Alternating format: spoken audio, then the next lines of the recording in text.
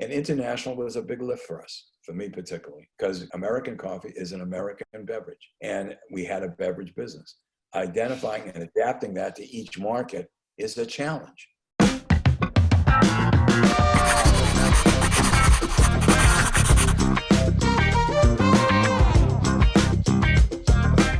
Hi, Bob. Thank you so much for coming on to the show today. My pleasure, Grace. Great to be here. I have to say, like I just told you, I'm just such a huge fan of Dunkin. Like literally bought everything from Dunkin, especially not only just for this interview, but like I feel like I go a lot and I have these coffee like in my coffee bank like every single day. I just have to say it's such an iconic brand. Even when I was working in Shanghai, I had Dunkin Donuts and like just like anywhere I go, I feel like I can grab Dunkin really easily. And I cannot believe that you started with basically your dad created this little shop, Dunkin Donuts, to, what it is today. It's so incredible.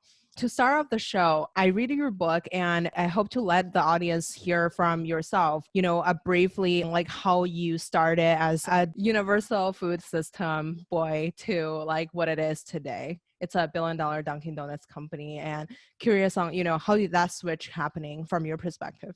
Having a family business, is a lot of people who know and grow up in family business. It sort of preoccupies an awful lot of the dinner conversation around the dinner table. And so I grew up, sort of virtually, I would say, over the store. So my dad started right after the war. He was an 8th grade dropout out of school, but he had built a career building routes of ice cream, with ice cream routes around different cities, both in New Haven and in Boston. And conversations always, and he started a business after the Second World War called Industrial Luncheon Service. And I had all different kind of jobs, and that business grew rather well. It went to almost 150 trucks and 6 depots all around New England. So from the time I was a little boy, I worked at 14 in the commissary, in the kitchen. Then at 15, I was in the bakery making product that went on the trucks. And then I drove a truck and I ran stores and I cut cold cuts for the route trucks. And so every year I put in, Malcolm Gladwell wrote a book called Outliers. And in the book Outliers, he says, success sort of leaves a footprint, whether it's in any business or any kind of activity. People usually pay their apprenticeship. They apprentice, they spend what he called 10,000 hours sort of learning their trade.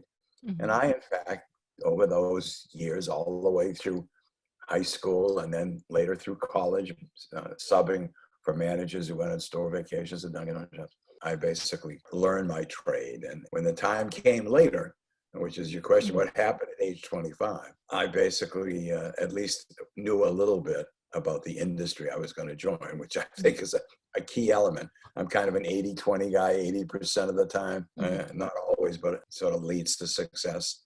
Well, in this case, knowing your trade, I think, is important. As I taught in graduate school, that was one of the lessons I would impart to students in terms of those considering entrepreneurship. Know your trade, know your industry, spend 3 to 5 years in your industry before you embark on an entrepreneur or buy a franchise, which is another way to shorten those 10,000 hours. Absolutely. So curious about from this, 10,000 hours, like what do you think were the technical skills that you pick up and what were like some maybe soft skill that you maybe intentionally trying to adopt? Good question. The technical skills, I wouldn't want your audience to believe for a second that at 25 that I had the kind of maturity. As we go through my career, I think it'll become kind of obvious that in today's language, the emotional intelligence of knowing myself and knowing others well. But I was fortunate in the fact that while I was in business school, in my second year of business school, I took 2 courses that were very helpful to me. One was strategy from a guy by the name of Cy Tillis. And Cy was one of the founders of the Boston Consulting Group. And this is back in 1962, maybe. So that's a long time ago, before it was much in vogue. And I also took a course in retailing from a professor by the name of Walter Salmon. And in the course of retailing, I used to have to write papers in my second year of business school on different issues. And I used my father's company sort of as a subject matter. And I used Cy Tillis's concept of strategy, the language of strategy, the importance of strategy. And as I looked at the business, it came pretty clear to me that maybe what the company was suffering from, and it was suffering, was what I would call indigestion, that a small company can die of starvation and not enough capital, not enough talent, but it can also die from indigestion, too much on its plate, too many things. And my dad had a partner, my uncle. My uncle and my father were partners up until 1955, and they didn't get along. And my father bought my uncle out. And my uncle, at that time, we really had 5 Dunkin' Donut shops, and we had all of these trucks and some cafeterias, but pretty much focused on those 2 different parts of the food service business. My uncle took the money and started a competitive chain called Mr. Donut. Mr. Donut. So you can just imagine the dinner conversations. So it was not only a fight and a competition about who is going to be better and bigger and win the acknowledgement of the world in terms of who created this. I mean, it was intense. And my father, while I was away in college, then the Army, and then graduate school, had begun to start to spin up a number of different businesses. So by the time I came back in 1963, and I had written my papers in 1961 and 62, basically there were 8 little businesses. There was a cafeteria company, a vending machine company, a pancake house. There were 15 or 20 hamburger stands. There was a delicatessen. We had an investment in something called a Leaning Tower of Pizza. We were in all different kind of businesses. My uncle, unencumbered by all those businesses, just focused on Mr. Donut, was overtaking us. So when I got there, there were 100 Dunkins and 80 Mr. Donut stores, and my father was pulling his hair out. He was trying to sell the business. He couldn't stand the fact that he wasn't able to compete. Profits had stagnated around $100,000, and he couldn't sell the business for what he wanted from it. So that was the scene that it came to. But luckily, to answer your question, what skills did I have? I had an understanding of strategy, and I had the ability to recruit out of business school some of my classmates that had gone to work right after school for Goldman Sachs, and I was able to lift them. In those years, nobody went into the restaurant business. It wasn't considered to be a very fashionable industry. So everybody went to work for either McKinsey or a consulting company or a banking firm like Goldman. So my friends had gone to Goldman, and over time I started to lift them out. So fundamentally, and as I later reflect on what does it take to be successful, the strategy isn't right and the organization isn't right. There's damn else little you can do to create success. And because of happenstance, because of my training at business school, at least I could focus on those 2 things. Now, that notwithstanding, the fact of the matter, I was still 25 or 26, a cocky kid, fresh out of business school. And I didn't know what I didn't know. And then I paid a fearful price. The first 5 years were incredibly successful, operating with this very focus. We sort of brushed and burnished this diamond in the rough among the 8 businesses, this Dunkin' Donut, which had been a lot of different diner kind of operations. They were selling all different kinds of foods, and scrambled eggs in the morning, hot dogs and hamburgers. And basically we standardized it and we focused on certain markets. So we niched down in today's language, and that was very successful, only then to lose my way and begin to start to spin out of control in the next 5-year era. And that's when I began to acquire some of the emotional and soft skills that you mentioned, as I started to come to realize who I was, where my strengths were, where my weaknesses were, what was the necessity of having to complement the team. Yeah, absolutely. So there's a couple of pieces I'm really curious about. One is when you were intentionally trying to, figure out yourself, like what do you see as your strengths and weakness? And what were something that you were looking for in your partners? My strengths and weaknesses. One of my weaknesses is I'm impetuous. That's a bad thing to be when you're a CEO. So you have to make sure you create enough mechanisms around you to stop that, or at least slow it down.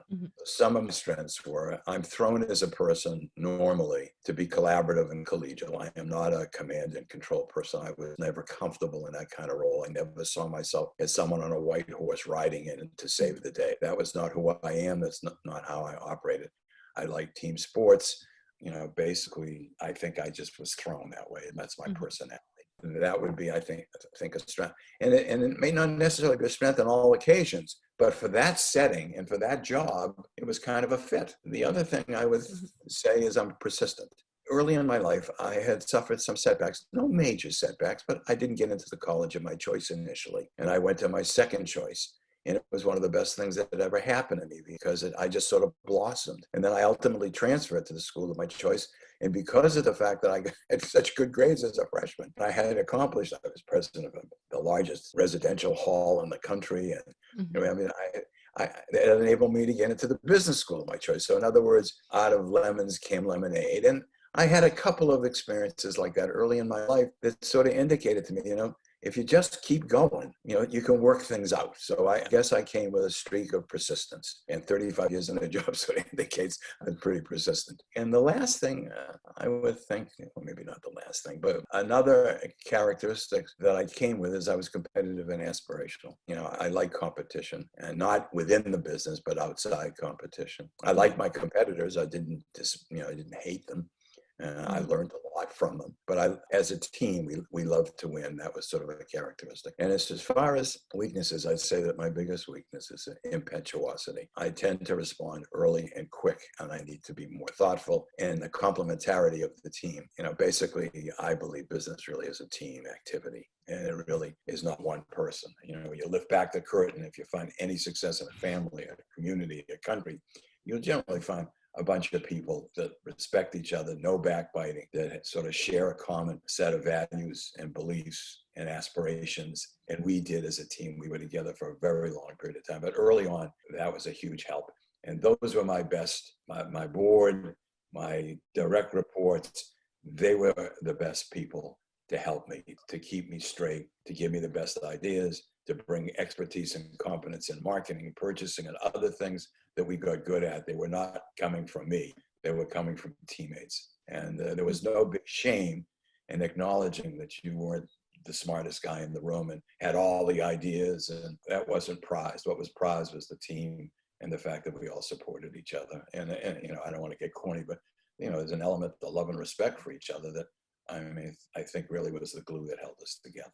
Absolutely. So curious about like when you were growing up, do you consider your dad was, one of the most successful businessmen, or like, do you think that kind of gave you an edge to have the confidence to pursue a lot of things that you wanted to pursue, like, Cornell, Harvard, like you mentioned earlier? Were that because of, you didn't really have a lot of, I guess, like financial burden, like maybe other people were still struggling, but your family was kind of like already succeeding in a way? Curious. Do you think that plays an factor to your early life? Yes and no. Mm-hmm. My dad was my biggest booster. So in Boston, there's this thing called Boston Latin School, which you have to apply to as a kid. And I applied and got in. I had a little bit of trouble. You have to study Latin for 4 years. In German, you have to take a number of courses. Very rigorous classical education. It was the first high school in the United States. So it's a big feather. And every month would be a grading period. I knew, and that you would get certain grades. So when I first moved from the inner city, because we were dirt poor, we were not rich people. We were dirt poor. We lived with grandparents early on. And then we were living in a section of Boston called Roxbury. And when I was going to Latin school, Roxbury is a tough section of Boston. I was aware of the fact that my father would carry around my cards so that I would get my marking periods and brag to his friends that his son got an approbation that month, or an approbation with distinction, which was the highest grade you could get from Boston Latin School. Mm-hmm. And that was motivation. And I idealized my father. I idolized him. He was bigger than life. He was a big guy, but 8th grade education. And he had kind of a love-hate relationship with education. He wanted me to get a great education and push me to get a great education. And I wanted to please him. But as I came to realize later, he also had a desire, because he was a competitive guy, that he wanted to be better and smarter than all those book-learned guys. So it isn't quite so simple as you describe it. It's not black or white. It's more gray. And so there were tensions all the way through with my dad. And I also came to know, the fact of the matter is he picked the right industry. He picked a great business. He's the founder. And I came to realize very quickly, without a founder, there is no business. So he's always to be honored and revered as a founder. But by the same token, as you go to change the business, as I did from Universal Food Systems to Dunkin Donuts, and in order to keep it from being sold, there was tension. He always wanted to cash in. He never had any money. We were very poor. And he was trying to sell. I was trying to run it. And with one hand, I'm trying to run the business and hold him in. And on the other hand, I'm fighting Mr. Donut for who's going to be the biggest and best donut company in the world. So there were tensions that happened. And I'm sure they happen in all family businesses. And by the time we went public, in 1968, 5 years later, Universal Food Systems had disappeared. We had sold off the businesses, or really throttled them back, and we went public as Dunkin' Donuts. So we not only changed the strategy, changed the organization from what he had, but also changed the very name of the company from Universal Food Systems to Dunkin' Donuts. Now those create their own tensions too. It's from one generation to the next that you have to change changes in order to survive and adapt. I feel like actually, if there's no Mr. Donut, I feel like it could be lack of competition. So you are less like willing to win, I guess, because there's no competition. But because of there's a Mr. Donut, I feel like it also motivates Dunkin' to go even faster and bigger. Absolutely. It was the juice in our tank. It was the gas in our tank. No question. And some of the things I did were dumb. I mean, I heard that they were going to go overseas, and my father wanted a trade mission to England and to Germany, and they never opened up, and we did, and I lost money because it was way premature. And then they opened in Japan. We then followed them there. So the answer to your question is that yes, it provided a lot of impetus for a lot of what we did, and it did make us better, and it improved our game. And my cousin, who was also my counselor at camp, 3 years older than I, and someone I looked up to, was running our competitor, Mr. Donuts. So it was not only my uncle, my cousin, and I was sort of an usher at their wedding between my cousin and her husband, who was running the business. So it was kind of a very intertwined and complicated relationship. Like imagine like any holiday, I would say it would be a really interesting conversation. At a table, yeah. Well, but we were not celebrating big holidays together as we once had. The family had a split. It's now been put back together, but for a number of years, I mean, it was so intense and so difficult that it did break up the big family dinners at major holiday times. When we used to all get together, people took sides and everybody went to their respective corners. People took sides, really? Oh, yeah, I don't know. Oh, that's crazy. That's so funny though. Like when you mention it, like in your book, I feel like it's somewhat like a little sitcom situation going on. Like I cannot believe this is real life. But I think it's in a really good way. And I feel like both like Dunkin' and Mr. Donut, like Dunkin' is like absolutely more successful, but I think like both of you guys are really successful in a way to grew from like donut trucks in Boston to into the world basically. Curious about, you mentioned about strategy and organization, right? So what did you learn in school and then that you kind of like reflect and adopt into Dunkin' Donuts? And since Dunkin' and Mr. Donut sort of started at the same time, even with similar group of people, I remember you mentioned about you recruited the marketing guy from Mr. Donut and like all that. So curious about what did Dunkin' Donuts did right that compared to Mr. Donut that make it more successful? Basically, we had similar store designs, we had similar configurations, we had similar menus, similar pricing. Products were quite similar. I think the distinction was between strategy and organization. I think that's what spelled the day. Ultimately, in 1990, we bought Mr. Donut and rebadged them to Dunkin'. We bought 500 and some odd U.S. operations and rebadged them, rebranded them. But the difference was between ourselves and Mr. Donut.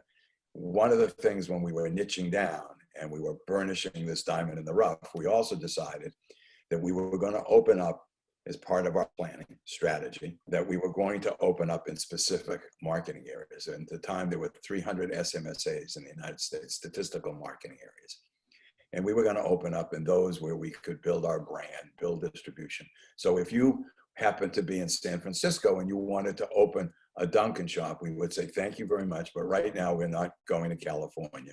We are basically operating in these 20 different markets that we're building our brand, because we thought ultimately brand had value. And Mr., I think during that same time as I saw it, were not that disciplined in terms of where their new distribution was. And they were going where everybody wanted to buy a franchise. Therefore, they couldn't support it operationally. They couldn't support it in terms of marketing. And that began to be the distinction between us and them. And so at the end of the 5-year time period between 63 and 68, we went public and we were the darling of Wall Street, selling at 60 times earnings. They, in fact, sold to a milling company, International Multi-Foods, for about $6 million. And the war was over within 5 years. And I was at least the first era of that war. It went on again when they got a new CEO. But fundamentally, I thought the difference really was between strategy, particularly new distribution strategy. Mm-hmm. That was one of the levers, the 4 levers we pulled in order to be distinguishable, and organization. I think those were the two characteristics that separated us, that allowed us, and we called it the Donut Wars, because they really were Donut Wars. As silly as that sounds, that was true. In our world, that was the only war that really made sense. I mean, other wars were all around the world, but that was the war we were focused on, and we did win it at the end of '68, and that was a big victory. But then it set me up for a real big failure. So you might want to touch on that, because there's a lot to learn from that as well, too. Before we jump into your mistakes, curious about, you mentioned that you were strategically positioned Dunkin' Donuts in 20-something cities, right? So Yes. what were you seeing as like, what were some characteristics in these cities? Why not San Francisco, right? And on the other hand, like, how do you came up with this strategy? So was that because of you want all the customer to see Dunkin' Donuts in every corner, or like, what was the thought behind the strategy? It was a belief that it required 2 things to build a brand. It required distribution, which meant points of outlet, and it also required ad weight. Every franchise store, by contract in those early years, was required to pay 2% of their sales into an ad fund. And in those days, we weren't large enough to afford national advertising. All we could afford would be market by market advertising, newspaper, even TV, spot TV spots. There was no internet. So, it was a different world 40, 60 years ago. It was very different. And so our thinking was that if we put the stores together, we would build the value of the brand. We could advertise it. We could also have strong owners, because unfortunately, or the way the world works, things are going to open in a bell-shaped curve. Some are going to be a bottom third, mid third, and the upper third. And those stronger operators that existed in the market would be available to buy stores from other owners who might not be quite as well suited for the business. It was a hard business. We manufactured all product on premise. It was a hard business. We were open a lot of hours, and we weren't in every part of the day part. I mean, we were a little bit like a bumblebee. A bumblebee isn't designed to fly, but somehow it finds a way to fly. I mean, it's big and fat, and it's got little wings. And in a way, if you look at McDonald's, they're in breakfast, lunch, dinner, midday breaks, night, all. We basically were in snacks and breakfast, which comprised about 20% of the away from home food market. Plus, we had a bakery product for people to take home in dozens throughout the day or at night or on Sunday mornings after church. So we had to be very crisp about what we did and how we went about it. We had to be very careful. So like, I feel like they're compared to the business starting today, like in terms of choosing the product or like coming up with these strategies, what do you see as like maybe the same theme as like how you guys like structure Dunkin'? So I feel like you design from like what to sell in your store. You consider about a lot about like how people consume Dunkin' Donuts, right? Like, for example, you add the blueberry muffin, or like, you add bakery, you spend money and time onto like R&D. It's all because of you kind of study how human behavior works. I feel like there was a lot of user research. What do you call user research today? Going into Dunkin' back in time. Just curious on, the general theme of the maybe 3 things on top of your head that you think about when you come up with a strategy. Fundamentally, my belief is, and the whole company's belief was, that the very reason for your existence was to be able to satisfy a need among the consumers better than anyone else. Mm-hmm. And we were the first company to make coffee the centerpiece of our business. Now, most people today would be astounded when I tell you that the average consumption of coffee after the Second World War, the year 2000, had fallen in half from 40 gallons per capita to 20 gallons per capita, because the coffee product that was being sold through supermarkets was not very good. It was poor product, and colas were taking a huge chunk of that. Today, when we have so many coffee houses and specialty coffees, it's hard for people to understand that. But years ago, we were competing against Nescafe, which was an instant coffee, which I don't even think is still on the market. Maxwell House was Robusta beans. We were sourcing the highest, and this was, my father was a nut about quality, and he wanted to provide the very best possible product. So if you're going to make a business and you're going to try to satisfy a need, you got to find a way. In our case, it was to make the very best possible product qualities in the narrow niches that we were going to do our business. The best coffee. So we sourced the best beans. We brewed it the richest. We used only pure 18% cream. You know, we were fastidious about it. We ground it in front of the customer. We would throw the coffee away if, and we had 60-ounce pots. If it sat for more than 18 minutes, we would throw the coffee away. I mean, we really were committed to being different than everybody else. You know, that we were going to be better. The only place you could probably get anything even remotely like a Dunkin' Donut cup of coffee back in the 60s, 70s, and 80s was if you went to a high-end restaurant and you had it after dinner. Maybe you'd be lucky enough to be able to get that kind of product. So it wasn't available everywhere else. So we were providing and filling a need no one else filled. And that was true of each product that we tried to introduce. Slowly over time and the change in our service delivery system, the beverages kept becoming a larger and larger part of our mix. So to the point where, you know, basically we are, you know, primarily a beverage company with a lot of ancillary products that go along with it, a lot of bakery products and snack products so that we can satisfy people's needs throughout the day. But the company is still committed to the same notion of whatever we sell, it's got to be better in some way. Package better, advertise better, price better, quality better, and try to fill every niche. It's sort of a full court press on every product. So the question you asked is if you and I were going to go into business and try to start a business, you know, we would look for what we knew that our business fit that niche better than anybody else. That would be my first rule of thumb. And that comes back to the 10,000 hours. It's hard to know what exists in the marketplace and where the openings are, where the niches are, unless you know your business, unless you're in that business. And that's why franchising is such a terrific opportunity, because it telescopes all of that that 5 years of apprenticeship into a matter of weeks to learn the business with the help of a company that's gone through all of those trials and errors before. But that's how, if I were to start a business or I were to look to make an investment, my first question, what is this company's sustainable advantage? And I look at the market and how does it satisfy it better than anyone else? Taking notes.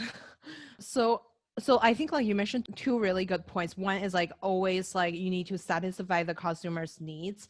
You basically think from the customer's angle, like what would they buy? Like, you know, how would they buy it? From there, you go for a good marketing strategy or a good product, good distribution channel. And then the second part is like be different, I guess, like be unique, be like better than everybody else, from pricing, from, you know, the product itself to the service to the distribution and everything else. I feel like those are really absolutely great points to have. Absolutely. You look at the whole marketing mix, as you just did. You just started to go through each of them. In our industry, it has historically been convenience and value that have driven the industry. You know, basically the tailwind for this industry was women entering the workforce. You know, after the Second World War, 1 out of 3 women worked outside the home. Now it's 2 out of 3, or maybe even higher than that. And they had to substitute what they had been preparing in home meals now with other food products. And that was the sort of the driving force, the major mega trend that drove the whole restaurant industry and the quick service restaurant industry, the QSR industry after the war. We had this huge tailwind of demand. So when you start to look at convenience could be, you know, mobile ordering. It could be pickup. It could be online ordering. In other words, to provide as many platforms as possible. However the consumer wants to buy, you have to be there in order to satisfy them. In terms of value today is not only price, not only product quality, not only packaging, not only advertising, brand, very valuable, but it may well be to ESG. It may well be environmental, social, and governance. It may be people's concerns about disposable cups. They don't want styrofoam anymore. They want to buy from companies that subscribe to their values and about preserving the environment. And when you start to watch them spend their dollars that way, boy, you better be quick on the mark to be able to give them what they want. They don't want straws that are going to be plastic, that are going to foul the oceans. They're going to want biodegradable. And if that's what they want, that's your job to get there quicker than the other guy and to make sure you meet that need. When you've got enough units, you can test it. You can see by keeping all things the same and then changing the variable, how much it's a nice to have versus an essential. How important is it really to the customer? Because, you know, before you make a big move for a big chain, you got to quantify it. You can't ask everybody to follow you, you know, because you wake up one morning and you got a great idea and therefore everybody got to do it, which is the way I used to do it as a kid. That was what I learned. I was very intuitive, and unfortunately, intuition is nothing more than a lot of experience and making a lot of mistakes. And at 25, you can't be very intuitive because you haven't had enough time, enough miles on those wheels. So anyways, that's how you keep a keen eye on the customer, and they're constantly changing. That's why in the book I have 6 eras. Some as low as 3 years, some as long as 8 years, because the technology is changing, the customer is changing, the competition is changing, and if you don't have new responses, you're basically going to be old news, and that's not good news. It's to be old news, and so we had to change along with it. Basically be faster than your competitors, adopting the new behavior, and then do a lot of testing before going to the broader market, just to qualify the result, changing the variables to test if particular idea work or not ahead of times before just like do it fast. And be prepared to stop, because not every idea resonates. You try a lot of things and you're sort of building shade trees for the future. Some of it works, some of it doesn't. You have to be prepared. So if people begin to trust you, based upon your reliability and your competence. Now, competence is not the same as never making a mistake, because if that were the case, I wouldn't have lasted 2 seconds. Made lots of mistakes, but not on the big promises. After we found out what the error of our ways was in the second era, is basically we tried a lot of things. Some of it didn't work. My impetuosity, for example, I'll give you a good example. Back in the 1970s, Morton's, which may not even be a brand today, but it was a huge frozen food brand, introduced frozen donuts, jelly donuts, and honey dip donuts and packaged goods, and sold in supermarkets. It was a huge success. They were flying out the door. And as a result of that, I bought a plant from Dole in Huston, Delaware, to make frozen donuts, because I was concerned they're going to outflank us. Well, as it turned out, it wasn't a trend, it was a fad. It came and went. It got the award for the best new packaged goods product, consumer packaged goods product in a decade. But it didn't last. It was a one-time purchase, didn't meet the needs, product quality didn't meet it. But I was quick to the gun. So that's a mistake I made. I moved too quickly on the basis of a fad, not a trend. But the fact of the matter is that we were still providing wonderful product to the customers, delivering to the stockholders our promise in terms of our growth and earnings per share, and our franchise owners in terms of return on investment in terms of their business. So the big things we got right, but in between, a lot of things that we tried didn't work. You mentioned such a good point about getting the bigger things right. So do you think the rule of thumb for minted entrepreneur to be always adapting faster than your competitors, or do you think taking your time, being, I wouldn't say being slow, but prepare to test out something in a smaller market before you expand? What do you see as the rule of thumb? If you and I are starting a business today, do you recommend me to, try this, selling a coffee on internet? Or would you say oh, let's wait and see how other people, try this idea, fail or succeed or whatever before moving forward? I would say there are differences. I would say when starting a business new, it's an emphasis on a couple of things you have to have. I think you have to know your industry. I think you have to have enough capital to be able to get through the first few tries, because most times it doesn't work out as you envision it. So you've got to reposition it a couple of times, and have some people around you that complement your skills as a team. Those are the 3 must-haves. So if I was starting a business, I would be fully prepared to be nimble and agile and not be wedded to a slow but short technique. That's different if you're a large public company and you've got thousands of franchisees and you're all over the world. You can't lead people like that. But you have to be, when you're starting out as an entrepreneur, you've got to be awfully nimble. My experience at Dunkin Donuts didn't start as Dunkin Donuts. Dunkin Donuts started as an open kettle, and it didn't work, and because of serendipity and chance, it got repositioned because a competitor was going to open across the street, and partners fixed it. And then my father hired this executive vice president who lost confidence in the donut business, and he started to put in scrambled eggs and hot dogs and hamburgers, and I came along and went back to the original version of what we had. So there you go. We had 3 different starts, really. Lucky we had the capital, and we had the right people at the right time to save it. But most things don't start flying out the gate right. You have an idea. It's something that you believe in, which it meets your needs. Oftentimes, that's what most entrepreneurs say. I have this need. They don't have the money to do the research for the whole world to figure out if everybody else has that need, but they have this need. This is important to me, and I think it might be important to a lot of other people who think like me, who are millennials or whatever, and whatever generation you represent, in terms of that's what I need. But be prepared to be able to be very nimble. So I wouldn't say go slow then. I would say go fast. Be prepared to make adaptations and have enough capital so you can try it twice or three times sometimes before you get it rolling right. But that's different than running a bigger, larger company. So what we did when we were small and what we did when we were larger were different. And that's why oftentimes you find that it's hard for somebody to last 35 years in the business, and why it's 6 eras, because each is different and requires different responses and different kinds of ideas in order to meet the needs. Really a startup is a lot different than a large company. Yeah, absolutely. That's like such a thoughtful answer. And I know you probably just come up with it on the spot, but like it's actually really meaningful for a lot of younger people to kind of like execute on what you just said. So you mentioned like another piece is like competition, right? So you talk about like you don't really view Starbucks as your competitor.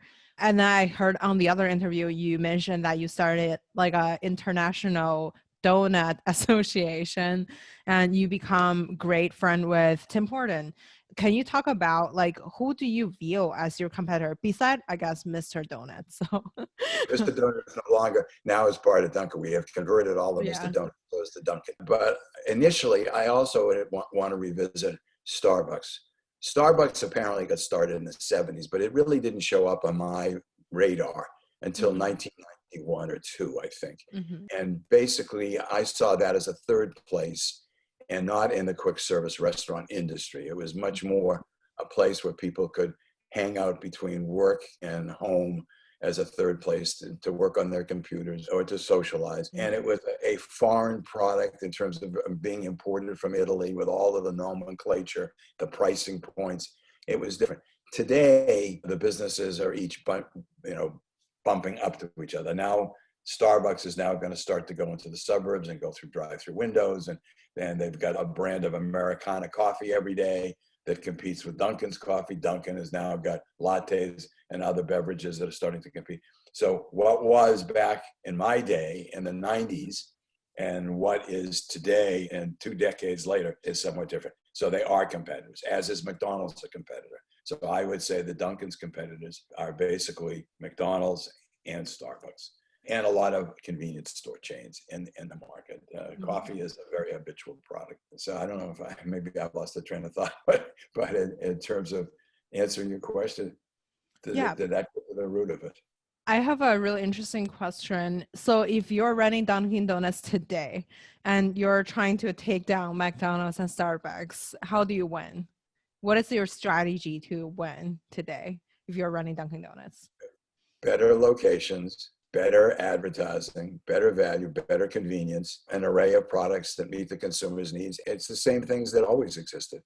If in fact consumers are more interested today in ESG, environment, social, and governance than they used to be, beating them to the punch of that. It's a full court press. It's trying to fill every niche in the consumer's minds better than the competition. So you make it more convenient by better locations. You make it more convenient by providing the ability for them to access the brand every which way they want to buy it. They want to buy it through drive-through windows. They want to buy it through home delivery. Do they want to buy it through office delivery? However they want it, it's our job to get it to them better and faster than the competition. Not faster, but better, whatever that means to the customer.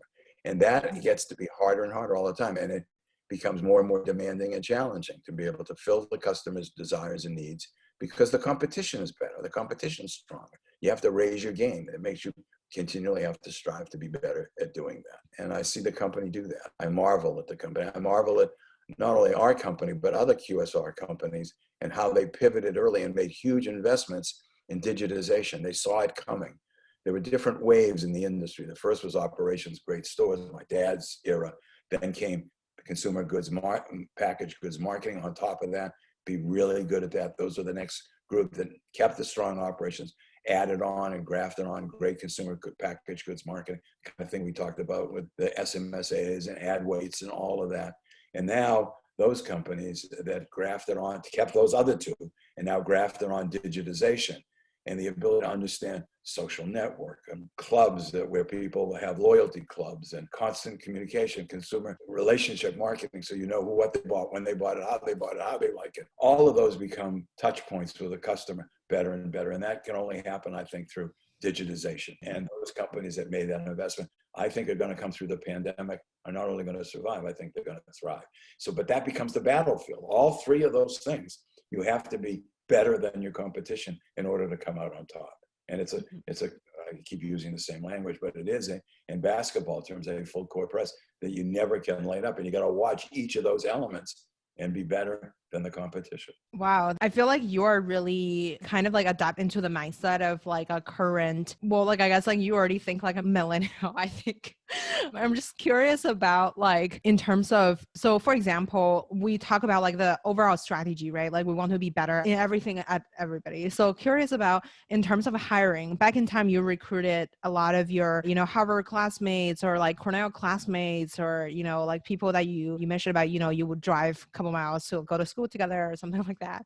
So curious about if you and I are starting a business together today, like, you may not have the right alumni to do this sort of work. For example, my alumni, they're all in technology. So they're like tech people. So if we're starting another, maybe a juice store or whatever, how should we hire? So I observe a ton of people just hire someone. I know that you mentioned about this a lot of times, like you have to identify what work this person should be doing and then matching the work with the right people. Curious on, in terms of like hiring the logistics, how would you find this person?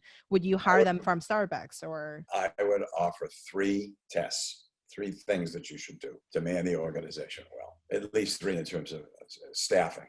Then there would be other things I would suggest in terms of compensation to keep and motivate, and then morale. But in terms of recruitment, the first thing I would do would be very, very crisp about defining the assignment. What is the job that has to be done?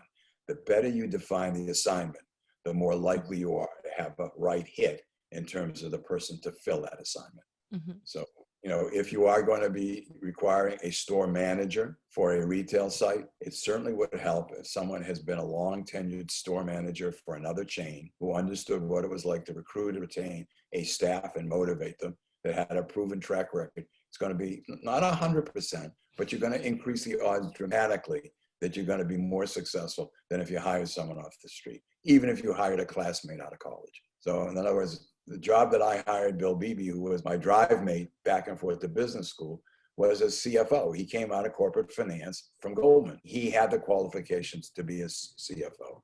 Mm-hmm. I did break that on a couple of occasions, luckily. But generally speaking, that's the first step. The second step I would pay attention to is complementarity, that there isn't one person that's good for all things. No one suits all needs.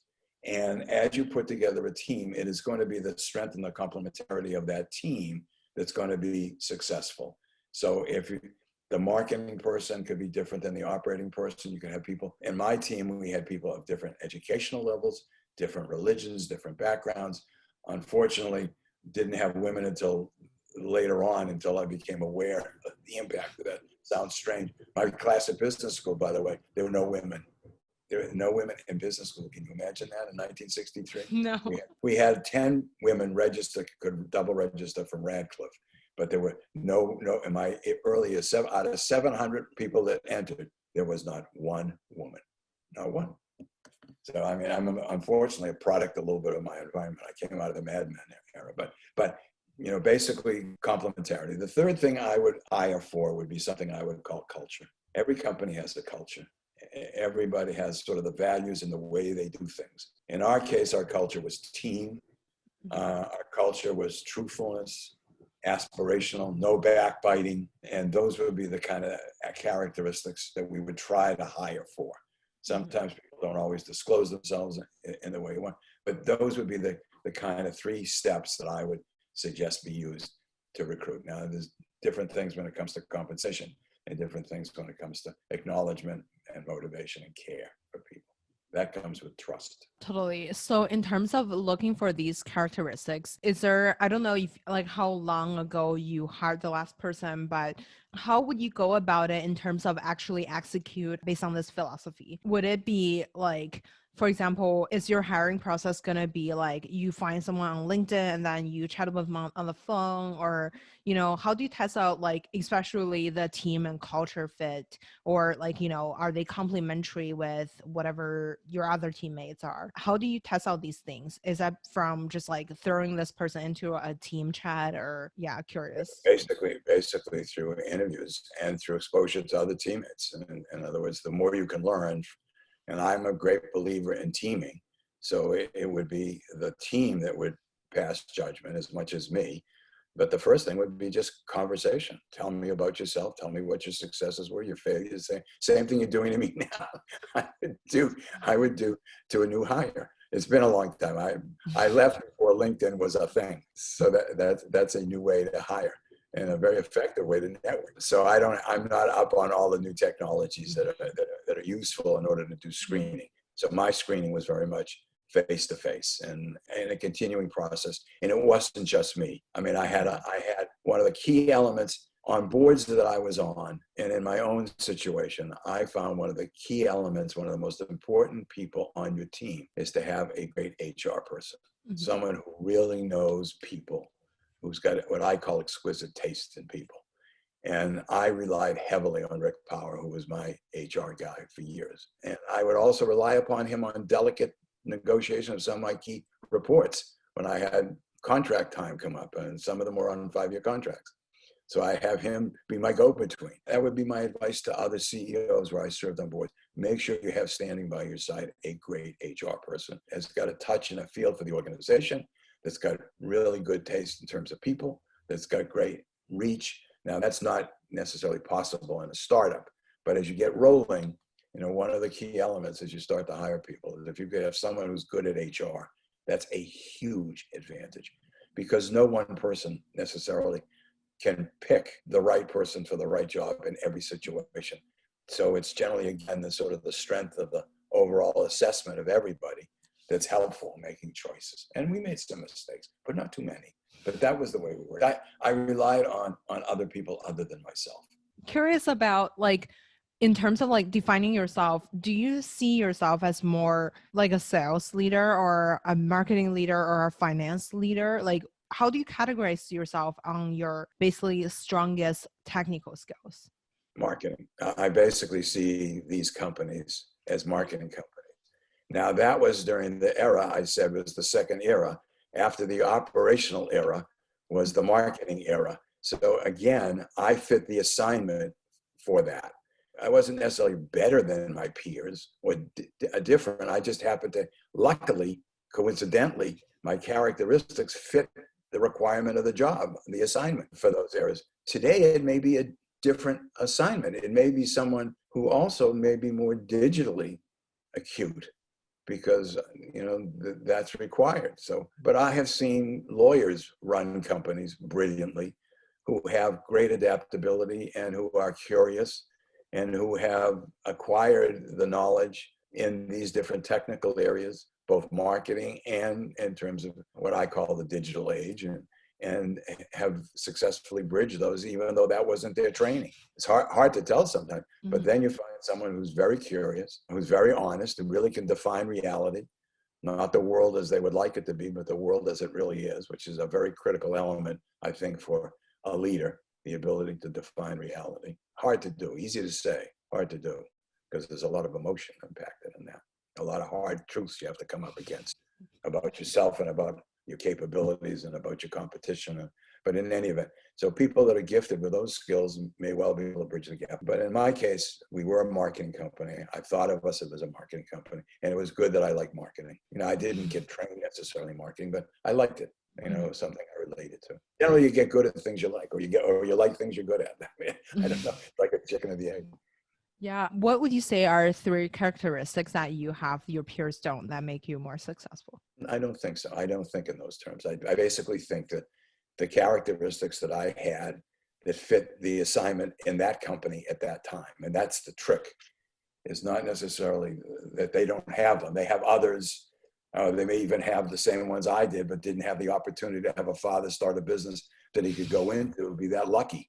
Because luck was a big part of it, being in the right industry. And my father did that. I didn't do that. He created that. He was smart enough to get out of the way when he realized that he couldn't build it. But maybe he didn't fully get out of the way, but at least he thought he got out of the way. Some of it's luck. But I would say that the characteristics that I had that fit the job were I was aspirational. I liked to win. I was collegial. I liked teams. And I was persistent, that when we ran into trouble, I didn't give up. And I think that is one of the most important elements of all, if you're going to build a business, because stuff happens and you're going to run into crises, you're going to run into problems, and the world is lumpy, and you're going to have to live through that. And that's not always easy when everybody else is walking around, woe is me, the sky is falling. You got to be able to say, we'll get through it. We're going to do it. We're going to get there on the other side. Follow me over here. We're going over here. So those would be things that, one way or another, through childhood or whatever I was blessed with. And it happened that fit that job at that time. And maybe not at another time. I feel like those three things are really just like timeless. It could be today. And I feel like even if your dad didn't start Dunkin' Donuts, it could be like other business, you could be equally successful. I feel like, okay, luck does play a factor, but it just to a certain degree, right? Like it's just great that you were born in the US and then you were born in a family that you can just think about business instead of some other logistical issues. I feel like that's luck, but the rest of it, if you were born in a different family that's starting a different business, I feel like you can still running a good business in that sense. Possibly, but Warren Buffett says that we won the lottery by being born into the United States at this particular point in time. And in my case, I consider myself, and I'm very grateful, eternally grateful. I had a certain amount of luck. I was in the right place at the right time, unfortunately, with the right set of skills. And the rest of it's speculation. We'll never know what would happen if it was a different set of circumstances. Yeah. Who do you think was on your personal board of advisors? Who are some couple people that you go for ask career advice, or where Dunkin' Donuts should go back in time? Different people came at different times. Some of it came out of books. Some of it came from seminars, particularly about emotional intelligence and my growing up, which was sort of a long journey, and it's still going on to this day, even at my age. But Archie Southgate, who was a lawyer for Ropes and Gray, was on my board, who helped me at a dire moment, asking the right questions about what we should be doing. And it forced me to think. Milt Brown, another board member, who was one of my old professors from business school, basically helped me really consolidate the company and sell off the other businesses. Tom Schwartz, who was the COO of the company, and 20 years was my teammate and sort of business partner. Complementary skills, great ability to pick great people. All of my teammates were really helped me. And then I took courses. I did, people would call cult-like, but I did ask. I don't know if that word means anything to you in the forum. And I took courses from a guy who was a linguist by the name of Fernando Flores about the power and the importance of language. And it was a continuing matter of education. A lot of it did come from books. My brother always had this saying that stuck with me. He said, when the student is ready, the teacher will come. Yeah. And that was true in my life. I often refer to my own book as a buffet of ideas, and that I know from my own experience that generally if I attended a seminar, if I was having a conversation, or I read a book, I wouldn't get any more than 2 or 3 nuggets. But those nuggets were always around the very issues I was wrestling with in my life at that moment in time, whether it's a personal issue or whether it's a business issue. And, it stuck with me. And I would hope that there'd be things in my book that would so resonate with different people, whether they're designing a life or whether they're trying to become an entrepreneur, whether they're scaling a business through adolescence, or whether they're running a large public company, that there might be something in there that might hit them, that nugget that they might carry away. And that's how I grew, and that's how I got counsel. So it comes from lots of sources. Just being curious and open, realizing that you're still not baked, that you still got a lot of room to grow. And it never stops, I don't think. It's sort of the fountain of youth. Is to keep open and keep learning. Yeah, that's so interesting that I like what you said about like you need to keep growing, keep learning, always going to seminars, reading books. Like, what were something that you were intentionally trying to learn back in time? You mentioned that you took a language class. Like, I think that's kind of random to like your business. But anyways, curious about, what were something that you were intentionally learn? Or I feel like that's really interesting, by the way. Like, people don't imagine like the CEO back in time learning a language or like a language class on language. I found that at this stage of my life, I relate to two things. I read two books. Mhm. One book was by Clay Christensen called How Will You Measure Your Life? And in that, in my planning language, always started with vision, which is what I thought a business should be in a generation. It's kind of a generational aspirational notion. And then you work backwards from there to a mission and objectives and strategies. And I gave all of that in the book. But I reconsidered both in terms of my own life and also because of that book. It fundamentally talked about purpose. And that was a stronger, more powerful way of looking at the world, both for me and for a business, than vision. It had a lot more meat. And I came away from that changed. I'm thinking about what will I do next after the book is published, and I get through with my publicity and all of that. And I was reading a book by a friend of mine, a woman by the name of Rosebeth Moss Cantor. And Rosebeth wrote a book called Think Outside the Building. And she was talking about people in the next stage of their career after they had finished their first business career and they were now, let's say, sake of argument, in their 60s. Well, I'm well past my 60s. But, and I picked up the book only because she wrote it, and she's a friend, and she's a brilliant thinker. And I picked it up thinking, well, I've already done this. I've already been through that part of my career. I was a teacher and a board member, and that's behind me. But it just reawakened the notion that I still had another idea and another act to give, which was basically dusting off an idea I had when I was about to become chairman of the International Franchise Association, about developing a complementary set of franchise businesses to take into underserved neighborhoods with minority owners, providing goods and services in the neighborhood. I had an idea in 1968 when we were suffering through the same kind of crises that we're now suffering.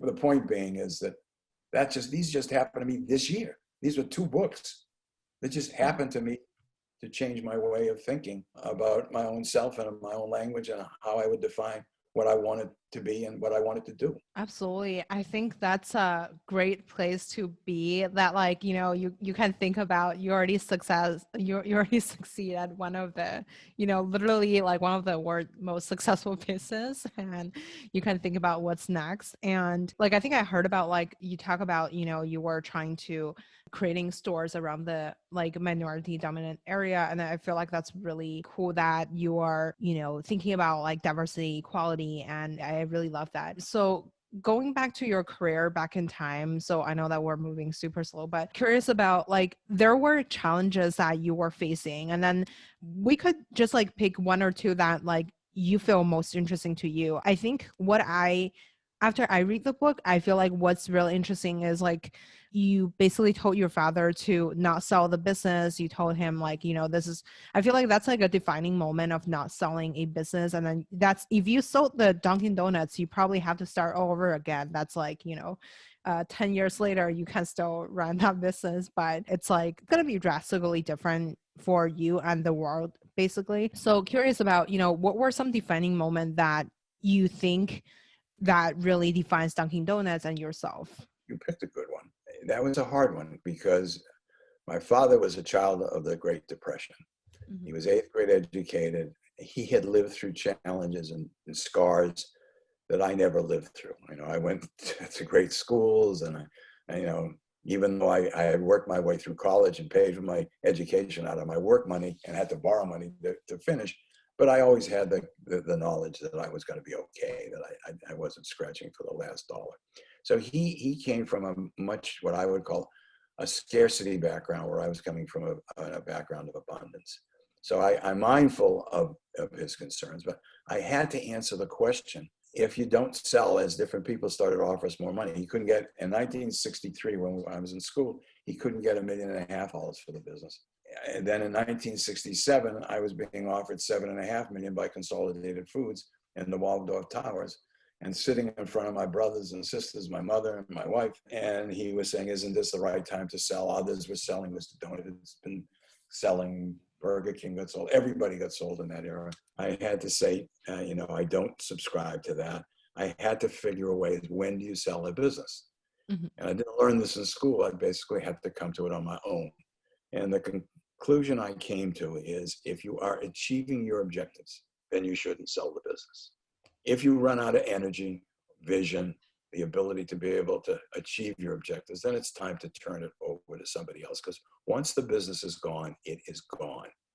And that means that by generally non-competes, when you sell a business for a period of time, a year and a half, 2 years, sometimes 5, you can't go back into the business you know. That means you've got to go into a much higher risk business that you don't know. And you have to go through the whole phase of startup and the decade that it takes to build critical mass. So you could be talking about 20 years out of your life, and no guarantee that you'll have a vehicle like the one you know that you built and that you've grown up with. And basically that was my philosophy all the way through. My mistake was we were growing at 50% a year, which was unsustainable, because I think I've said before, we'd be larger than the gross national product of the United States if we did that. But when we reduced that to 10 to 15%, we were able to accomplish that. So what was, and now I'll now define exactly how that paid off. What a business that couldn't be sold in 1963 for $1.5 million went public. And when I was 30 years old, I was sitting on a business that was worth $100 and some odd million, to what it got sold in 1989 for $325 million, to sold $2.4 billion. And yesterday it was sold again for $8.8 billion. So here we go, from a business that couldn't bring $1.5 million 60, 70 years ago. Now, this many years later, it's just been sold for $9 billion. To support my notion that if you can achieve your objectives, you can see your way clear, you got the energy and the vision to do that, then don't turn it over to somebody else. Keep going. A major turning point, but that was important but I also had to go public quickly, because I had to equitize. I promised my father we would equitize his holdings so that he could rest assured that, he would have enough money to live out his life. And he more than had that. I mean, it grew immeasurably more than that. But that was some pressure to go public. So we went public quickly. Came in 63, we were public in 68. The earnings had gone from 100,000 to something like $800,000 in those 5 years. Wow, I feel like that's literally a $9 billion decision to make. Cut to back in time, I assume you probably didn't know that Dunkin' Donuts could go this far. No, I didn't. All I knew is we had something very successful, and that it satisfied a need. It was growing well, and that so long as it continued to do that. And then my dad would say, well, then you're not getting top dollar. I said, yeah, we may miss it by a little bit, but you're forsaking all the upside by selling for $7.5 million to Consolidated Foods.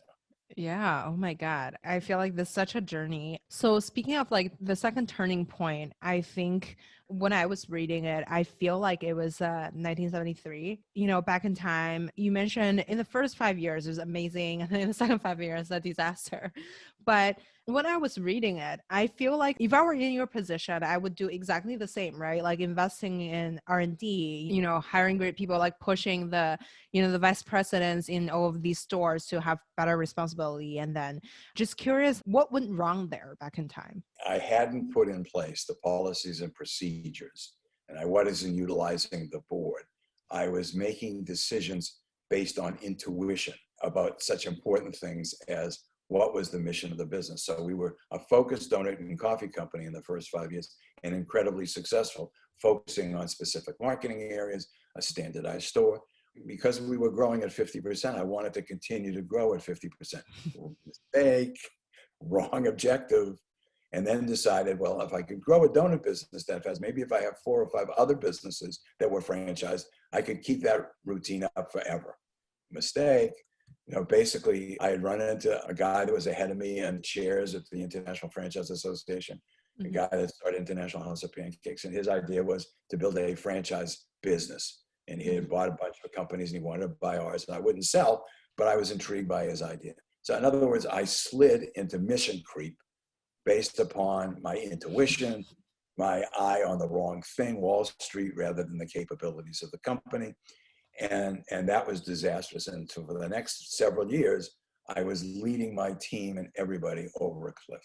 And people were losing confidence in me, as rightly they should. And I had to come to some realizations about myself, about what my responsibility as a leader was. I had nobody to blame but myself. I had to change first. So I started to then mature. So I didn't come as a 25-year-old, but as a 35-year-old, I was beginning to get some wisdom. Then we began to build in as a team kind of the mechanisms to ensure that this wouldn't happen again. Better planning, much crisper about what we want to be, what we won't be, what the implications of it are, because I was beginning to do all of those things simultaneously: international development, pushing the area vice presidents through decentralization, open more stores, I was pushing every button and pushing everybody. Again, a company can die from indigestion just as much as it can from starvation. And I was giving the company a case of indigestion, just as my dad had done before. I was making the very same mistake. Luckily, sitting in my chair from a book, reading The Best and the Brightest by David Halberstam, realized that what arrogance can do, what going off without understanding input from others, particularly those on the front lines, can cost. And that's when we began to set in the procedures and processes to ensure that wouldn't happen again. That's when my board member, Archie Southgate, came in and said, you know, you're growing 140, 150 stores a year. What would happen if you went back to 40 stores and paid more attention to the business? I said, well, I can't do that. I mean, you know, so what would happen to the stock and all around? But luckily, because I respected him, started to think, and then we developed a model. And how could we do that? And was that really doable? And lo and behold, we found out we could do it. And so long as we didn't hold ourselves to 50% growth, if we had something closer to 15 or 20%, we could easily do that and slow down, get our arms back around the business, straighten out the mistakes we made, divest ourselves of the false starts of other businesses we had started. And so that's where the input comes in. And then we set up the board to ensure that before I had made any of those kind of moves into the future, that we had a forum that I would telescope all of those way in advance, and people would have a chance, smart people, to gnaw on it, to think about it, to push back, to push me around, to challenge me, to make sure that I really thought it through. Do we really have the resources? Are we strong enough? Can we do it? And so that was that turning point, very important. That kind of failure set us up for success. And sometimes you can have too much success too early, like chocolates for breakfast, where you get too much too soon, which is what happened to me. And then I became arrogant, the darling of Wall Street, start to believe my own press, made all these mistakes. Wow, I actually feel like that's such a great lesson. I think like the takeaway is probably just 2 points. One is you have to kind of like, I think like when you mentioned about the best and the brightest, I feel like a good CEO should always be talking to people in the front line instead of just imagining this is what we're going to do. But I feel like your ambition is actually a good thing. So, I feel like that drives you that to kind of push the business forward to, go to the 140 stores instead of just staying in 40. I think the ambition is good, but like also have to be realistic. You have to talk to the people to make sure if you can actually achieve the goal instead of just like, oh, let's imagine this is going to happen. But I think what you did kind of right, but like, oh, okay, so it turned out to be wrong, but like it's kind of right is I think you're always like thinking about what could I done differently, to accelerate my success than staying. I feel like the other way, it could be if I were running the business and I just stay in this shape and then like, let's like expand the donuts, like flavors and then create, 31 flavor donuts or something. I feel like that's kind of wrong too, and I feel like you are investing a lot of money into R&D, developing new type of food I think testing it out is always better than let's just stay in the same comfort zone. I feel like that's a good thing, but it's not necessarily like you don't have to move as fast too. It's a constant tension. In there, I think lesson 8, or I can't remember which lesson it was, getting the balance right between experimentation and exploitation. Mm-hmm.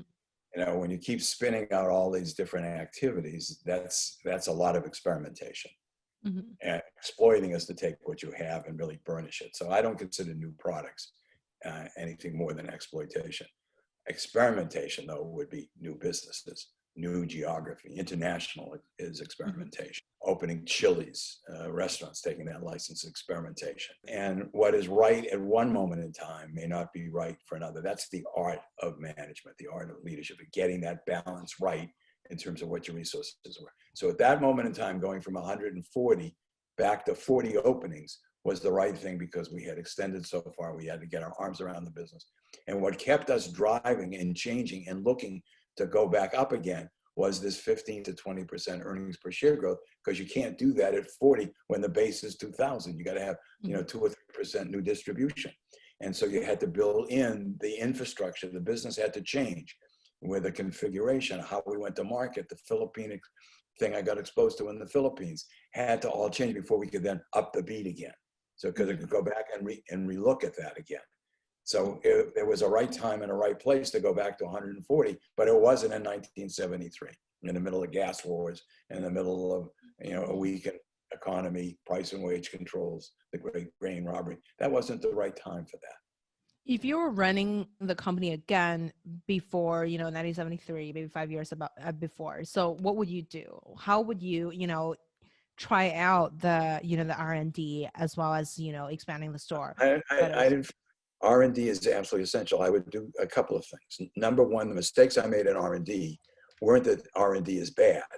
What I did is I went with a prescription rather than a problem. I went to Arthur D. Little, which was a technical consulting firm, and I asked them to develop a donut machine or a product I saw in California in terms of pies. What I should have done is say, can you help me develop a system where I'm not so reliant upon donut men? And it opened up a wider range of options rather than me going with a solution and then tasking them with coming back with an answer. I came with much too prescriptive a solution. I should have never done that.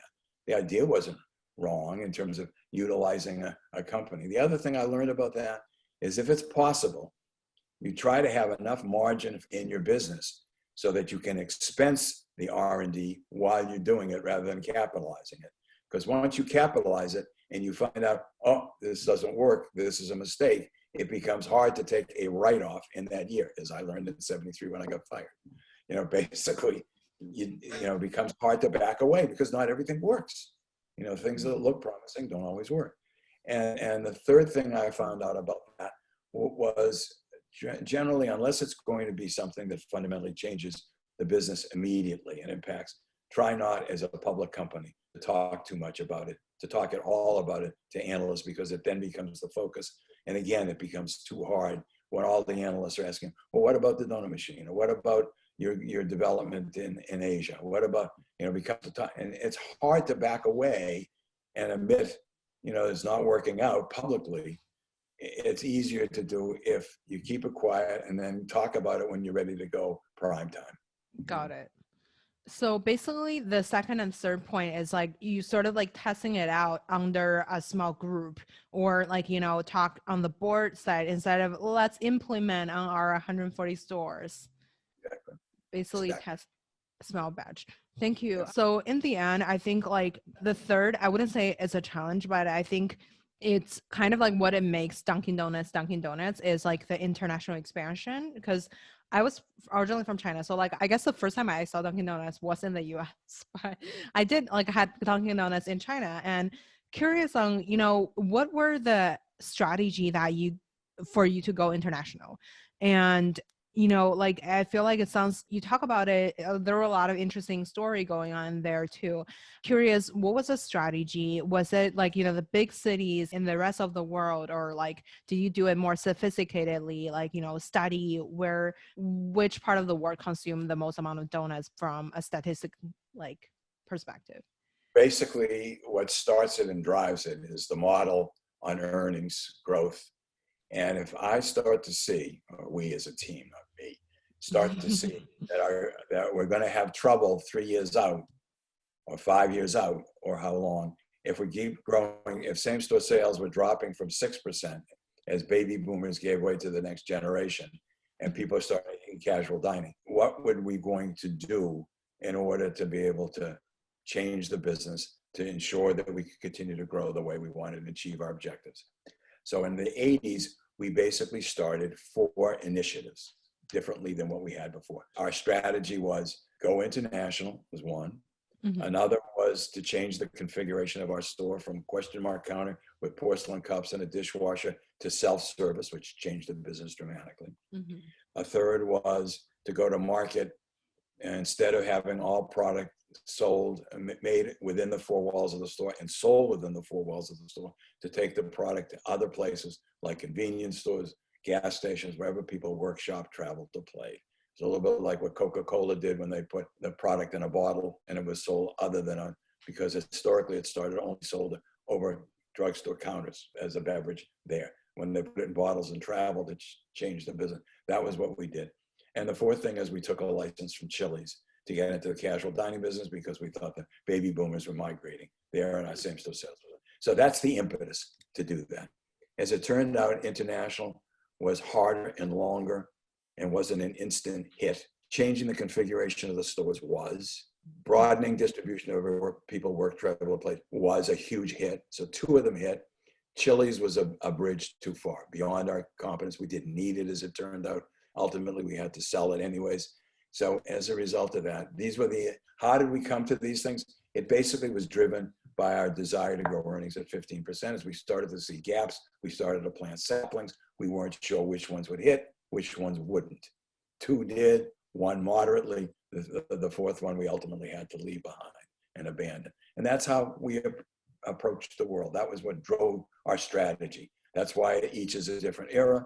Each required different responses. And international, basically, I looked at women into the workforce. I could track every country in the world by percentage of women, or at least I tried, percentage of women in the workforce. So in other words, if I was at 1987, I could say India was at 1972 to America in terms of women percentage, because I thought whatever trend was occurring was going to occur. And then I also had to go into countries that would allow me to license my business. So China wouldn't. They wouldn't allow technology to be licensed out. It had to be invested in the country, and owned, at least 50%, my recollection was, by a Chinese company. So I couldn't go there. So I had to have the ability to be able to do business and get my royalties out as the franchise business. So I would rank all the countries, by size. And you start to look at the biggest countries in the world. As you start to look at Indonesia, Brazil, Mexico, Philippines, we started to look at size, women in the workforce, government regulations. And a lot of it initially, honestly, was who came in the door. The thing I wouldn't do in domestic franchising is sell a franchise when anybody just wanted one. It was a little bit different when people came internationally. And international was a big lift for us, for me particularly, because American coffee is an American beverage. And we had a beverage business. Identifying and adapting that to each market is a challenge. And Baskin-Robbins, which is our other brand, I think travels more readily around the world than necessarily does Dunkin. Now, Dunkin management has found ways of being able to adapt the menu, adapt the configuration to the markets. And it's an ongoing process, but it requires a lot of adaptation. You got to listen to the people on the ground in the country. But that's how we pick the countries. Wow, that's there's a lot of thoughts going into it. I love it. So for people who are not in the franchise business, what is the most interesting model that you've seen? Because even from your book, there were kind of different, I wouldn't say different model, because I'm not in franchise business. I don't know the language. So from my understanding at the beginning, it was when you got started, it was like acquiring real estate. And then, you had to, a lot of it was tied to, the real estate law or whatever. And then you mentioned about, the franchise store owner have to spend 2% on advertising. So I assume at that point, the model already shifted to, maybe the franchise owner spend most of the money. And I know that generally it's just you license your brand to people so they could, and then I know that you created like Dunkin University to, train them. Curious, how does it work by the time that you were close to leaving Dunkin Donuts? Like what was the end, I guess, product or whatever model you say? I love franchising, the franchise system of distribution. I think it holds massive benefits for the consumer. It holds massive benefits for the franchisee, the entrepreneur who wants to go into business. I think it holds great benefits for the franchisor. Each of those has a terrific benefit. Basically, it's not a well understood system of distribution. There are 750,000 franchisees in the United States. It's a big business.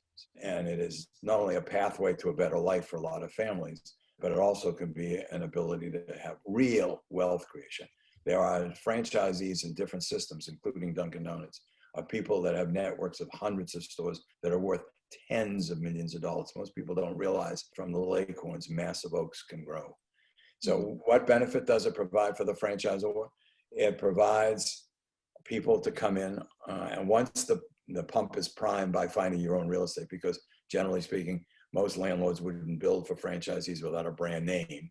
So you have to sell to the franchise company. So in order to build the brand, you have to go on the real estate yourself ultimately. But then after that, you have to have standards to pick the right location, but you don't need the capital to do that. You can rely upon franchisees, local franchisees and markets for that. So they provide some capital. They provide a lot of wonderful online expertise because they have skin in the game.